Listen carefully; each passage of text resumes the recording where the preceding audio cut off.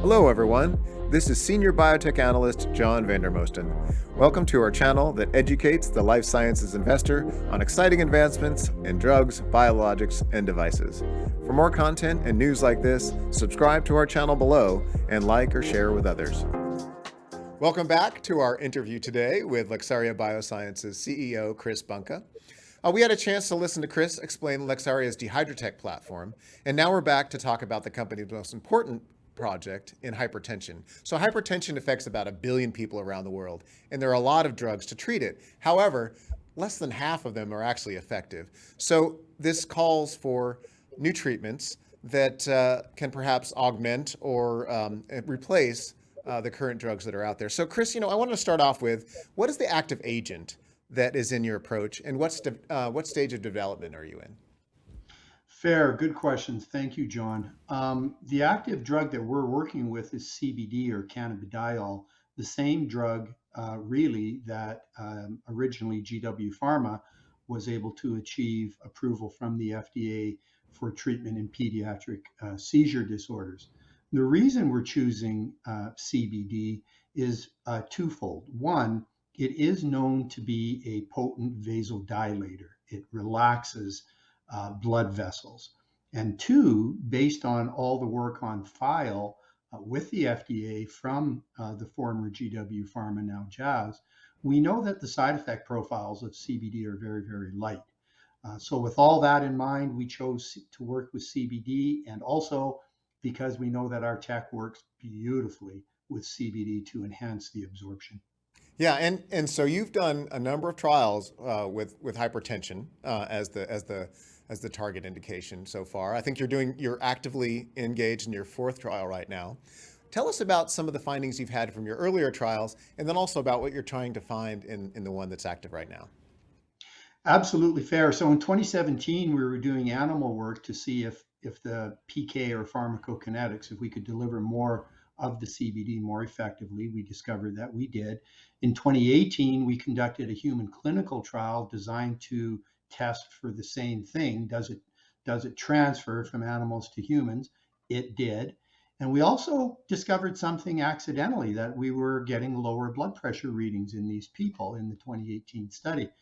So in 2021 and 2022, currently, we ran 3 human clinicals last year, and we're in the fourth of those right now. It is half done. This is a big study, 60 patients. It's being conducted at a European medical research university. We're halfway through the study, and it's going very, very well. One of the best things I can report up front is that so far we've had no serious adverse effects, no significant side effects. And I'll tell you why that's really important. You touched on it when you were introducing the hypertension. 3 out of 4 or 4 out of 5 people, depending on the poll or the study, who have hypertension choose not to treat it. They actually choose to live with the disease. Right. And the number one reason in surveys why they choose to live with it is because they don't like the side effects of the drugs that they're being offered.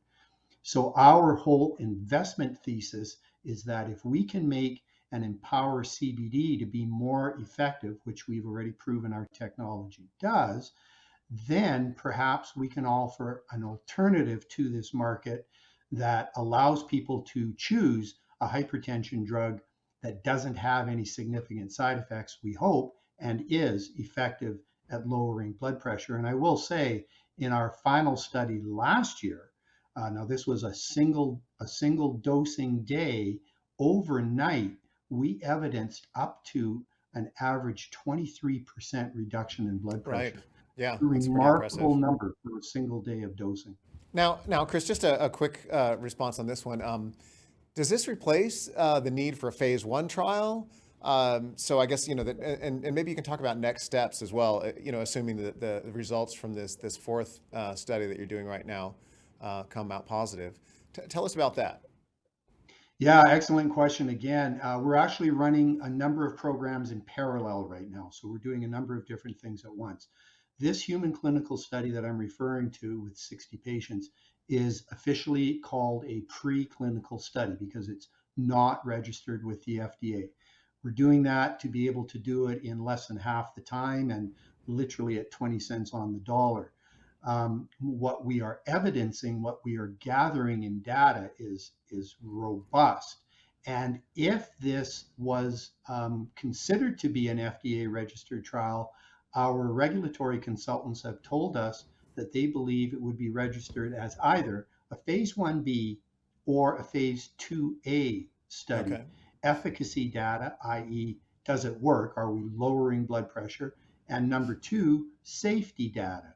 Are we able to deliver this dose without harming any people, without these serious side effects?